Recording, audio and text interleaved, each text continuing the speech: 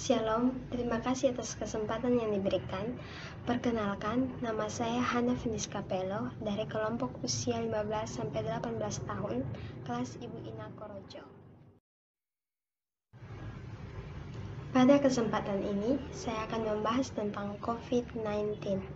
Di antaranya, apa itu coronavirus dan apa itu COVID-19, apa saja gejala COVID-19, apa yang harus dilakukan, bagaimana cara COVID-19 menyebar, apakah ada vaksin, obat, dan perawatan untuk COVID-19, berapa lama virus dapat bertahan di permukaan benda, istilah-istilah yang berkaitan dengan COVID-19, dampak positif adanya virus corona terhadap alam dan di bidang kesehatan, cara sederhana pencegahan COVID-19, langkah-langkah mencuci tangan, dan tindakan serta respon.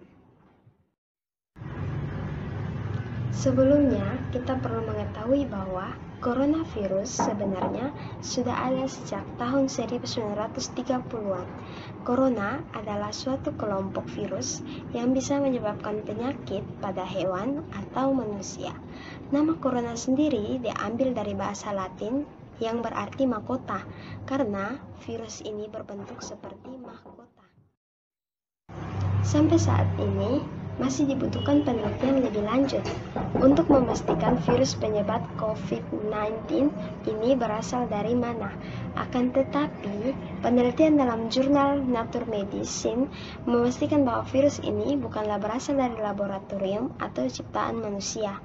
Sebab virus SARS-CoV-2 melakukan mutasi secara alami untuk mengikat sel manusia yang tentu saja bukan merupakan rekayasa genetik. Mari kita simak materi intinya. Yang pertama, apa itu coronavirus? Menurut WHO atau World Health Organization, coronavirus adalah suatu kelompok virus yang dapat menyebabkan penyakit pada hewan atau manusia. Beberapa jenis coronavirus diketahui menyebabkan infeksi saluran nafas pada manusia, mulai dari batuk, pilek, hingga yang lebih serius seperti Middle East Respiratory Syndrome atau MERS dan Severe Acute Respiratory Syndrome atau SARS. Coronavirus jenis baru yang ditemukan menyebabkan COVID-19. Yang kedua, apa itu COVID-19? Menurut WHO, COVID-19 adalah penyakit menular yang disebabkan oleh jenis coronavirus yang baru ditemukan. Virus baru dan penyakit yang disebabkannya ini tidak dikenal sebelum mulainya wabah di Wuhan, Tiongkok, bulan Desember 2019. COVID-19 ini menjadi pandemi yang terjadi di banyak negara di seluruh dunia. Selanjutnya yang ketiga, apa saja gejala dari COVID-19? Gejala umum antara lain demam, batuk kering, dan rasa lelah. Gejala lainnya yang lebih jarang yaitu rasa nyeri dan sakit, hidung tersumbat, sakit kepala, konjungtivitas, sakit tenggorokan, diare, kehilangan indera rasa atau penciuman, dan perubahan warna pada jari tangan atau kaki. Apa yang harus dilakukan? Jika mengalami gejala umum, tetap di rumah, ikuti panduan nasional tentang isolasi mandiri, tetap pantau gejala yang ada. Jika tidak, segera periksakan diri ke fasilitas kesehatan, gunakan masker, jaga jarak dengan orang lain setidaknya 1 meter, dan jangan menyentuh permukaan benda langsung dengan tangan. Yang kelima, bagaimana cara COVID-19 menyebar? Orang dapat tertular COVID-19 dari orang lain yang terinfeksi virus ini, dari orang ke orang melalui percikan-percikan dari hidung atau mulut yang keluar saat orang yang terinfeksi COVID-19 batuk, bersin, atau berbicara. Percikan-percikan yang menempel di benda dan permukaan lainnya tersebut kemudian menyentuh hidung, mata, atau mulut mereka. Apakah COVID-19 dapat menular dari orang yang tidak menunjukkan gejala? COVID-19 terutama menyebar melalui percikan saluran pernapasan yang dikeluarkan oleh seseorang yang batuk atau memiliki gejala lain seperti demam atau rasa lelah. Banyak orang yang terinfeksi COVID-19 hanya mengalami gejala ringan, terutama pada tahap-tahap awal. Karena itu, COVID-19 dapat menular dari orang yang hanya bergejala ringan, seperti batuk ringan, tetapi merasa sehat. Apakah anak-anak atau remaja dapat terinfeksi COVID-19? Penelitian WHO menunjukkan bahwa anak-anak dan remaja memiliki resiko terinfeksi dan menularkan ke orang lain yang sama seperti kelompok usia lainnya. Selanjutnya, ke-8, apakah ada obat, vaksin, atau perawatan untuk COVID-19? WHO tidak merekomendasikan tindakan mengobati diri sendiri dengan obat apapun, termasuk antibiotik untuk mencegah atau menyembuhkan COVID-19. Antibiotik tidak efektif melawan virus. Antibiotik hanya efektif melawan infeksi bakteri. COVID-19 disebabkan oleh virus, sehingga antibiotik tidak efektif melawan COVID-19. Antibiotik tidak boleh digunakan sebagai upaya pencegahan atau pengobatan COVID-19. Beberapa uji klinis sedang berlangsung atas obat-obat barat maupun tradisional. WHO sedang mengkoordinasikan upaya-upaya pengembangan vaksin dan obat untuk mencegah dan mengobati COVID-19. Berapa lama virus dapat bertahan di permukaan benda? Hal yang paling penting untuk diketahui tentang coronavirus pada permukaan benda adalah bahwa coronavirus mudah dibersihkan menggunakan disinfektan rumah tangga biasa yang dapat membunuh virus tersebut.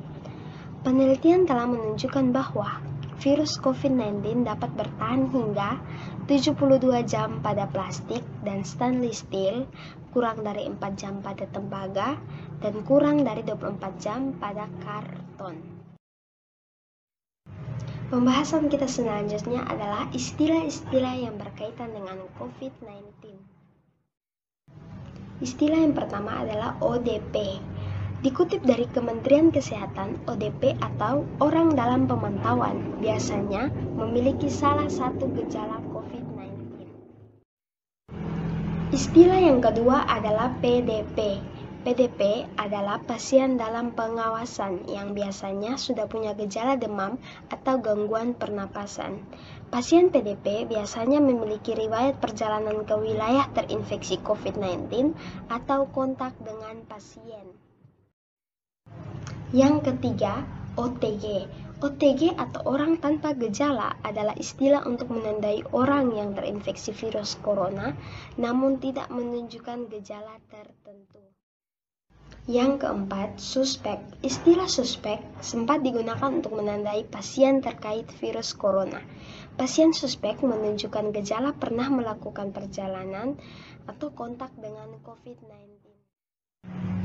Istilah yang kelima adalah PSBB. Istilah PSBB atau kebijakan PSBB adalah pembatasan sosial berskala besar yang diterapkan di beberapa wilayah di Indonesia untuk menekan kasus dan mencegah penularan virus corona atau COVID-19 di masyarakat.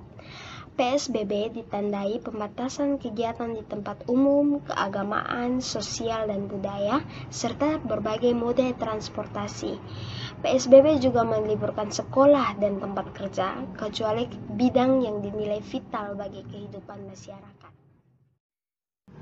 Selanjutnya adalah social distancing. Social distancing bisa diartikan pembatasan sosial untuk meminimalkan kontak dengan orang lain.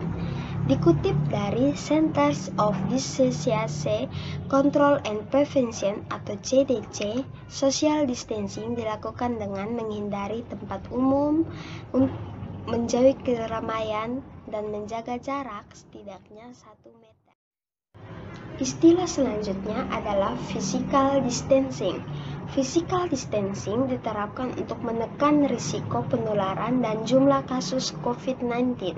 Aturan physical distancing atau pembatasan fisik dilakukan dengan jaga jarak minimal 1 meter.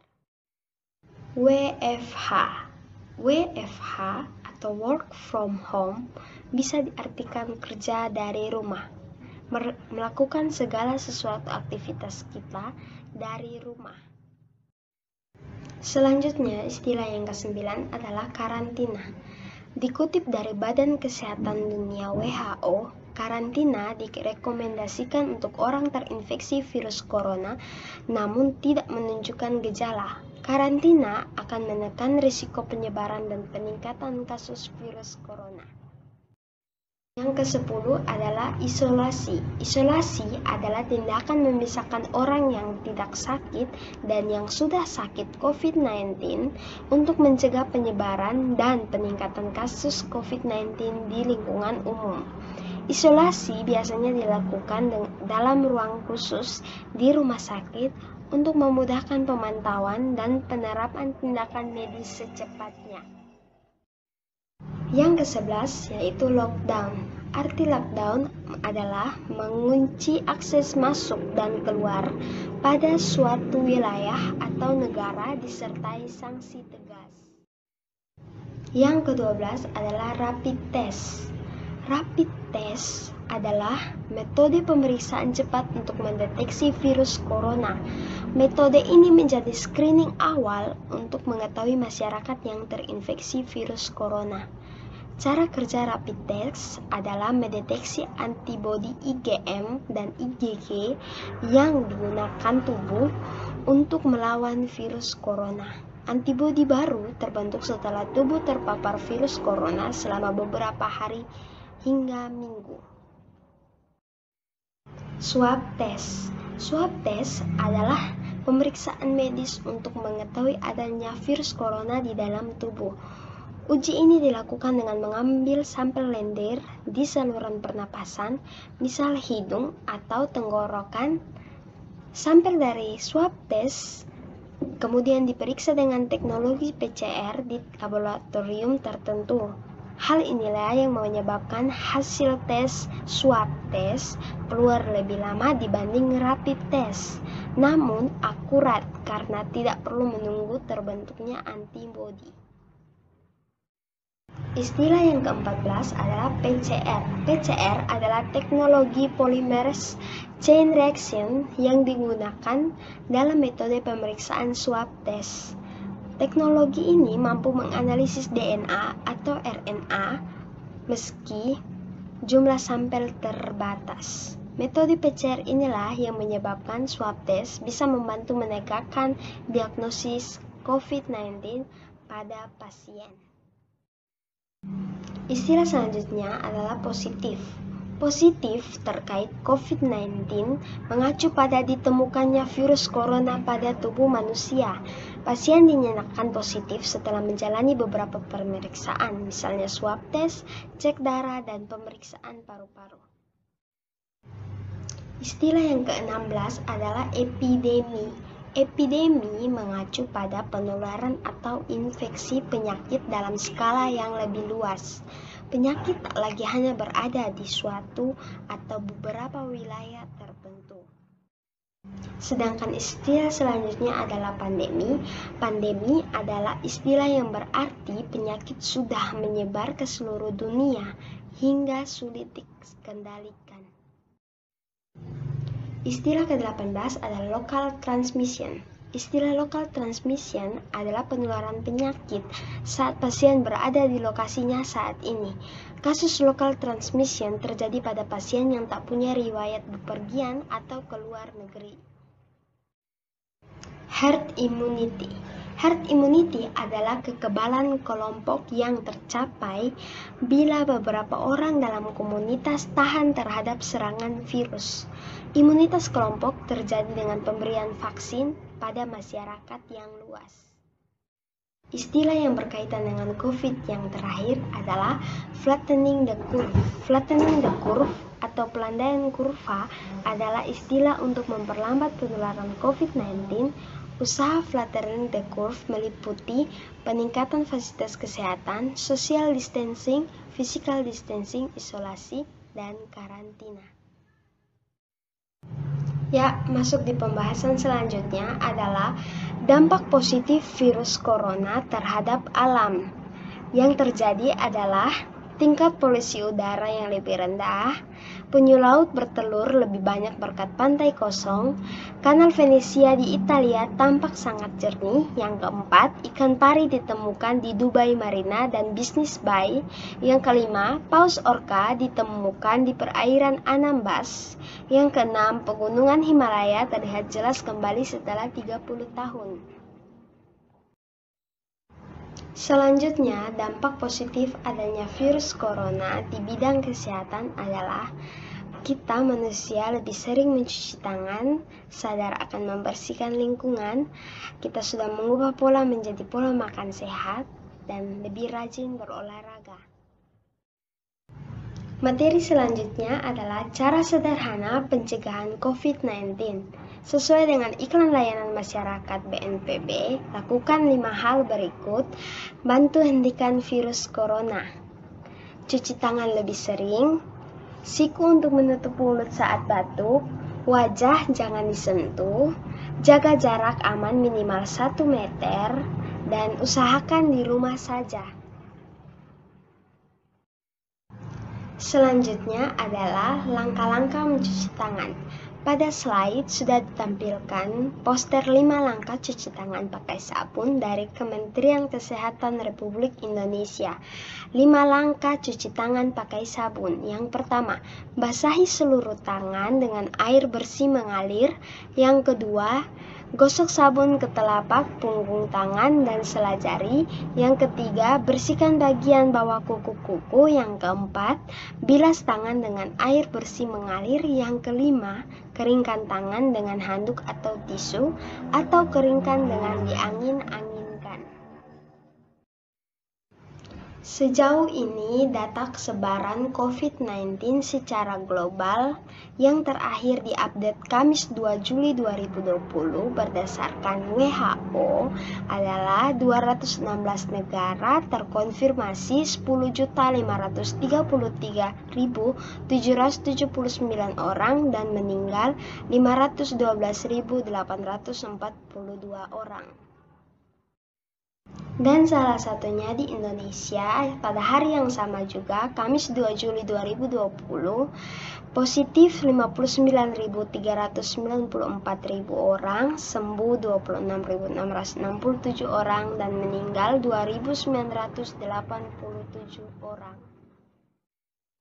Pada slide berikut ini bisa dilihat adalah contoh gambar coronavirus COVID-19 coronavirus di CEC 2019 yang bentuknya tadi seperti mahkota.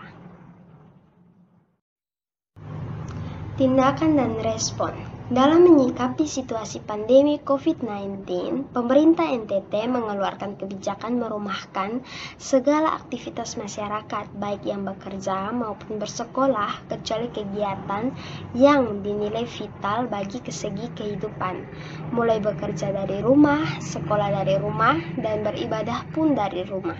Semua ini dilakukan guna memutuskan penyebaran mata rantai COVID-19. Terima kasih atas perhatian yang masih ada. Pada slide terakhir ini, Hana ingin menyampaikan ayat Alkitab yang sangat berkesan bagi Hana di situasi pandemi COVID-19 ini. Adalah Yesaya 41 ayat 13.